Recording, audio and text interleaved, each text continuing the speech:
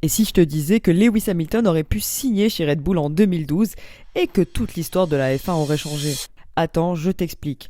On est en 2012, Hamilton est en fin de contrat avec McLaren, son équipe est en déclin et il cherche une opportunité ailleurs. Red Bull, eux, domine tout avec Vettel et rêve de créer un duo de légende.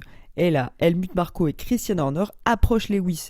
Ils lui font une offre, une Red Bull surpuissante, une équipe taillée pour gagner, mais Hamilton hésite. Sauf qu'au même moment, Mercedes entre dans la danse. À l'époque, c'est une équipe moyenne, au loin de la domination, mais dans l'ombre, Toto Wolff et Niki Lauda ont un plan. Ils lui promettent qu'en 2014, avec le passage au moteur hybride, Mercedes va devenir intouchable.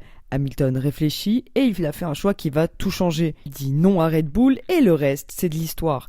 Mais imaginons si Hamilton avait dit oui à Red Bull. En 2013, le duo Hamilton-Vettel, deux des meilleurs pilotes de l'époque dans la meilleure voiture, explosion totale. En 2014, Mercedes arrivera avec son moteur hybride, mais sans Hamilton, Rosberg dominera, peut-être deviendra-t-il le champion du monde. Si ça s'était produit, peut-être que Hamilton n'aurait jamais été cette fois champion du monde, et peut-être que Verstappen ne serait jamais devenu une légende. Alors dis-moi en commentaire, tu penses que Hamilton aurait dominé chez Red Bull ?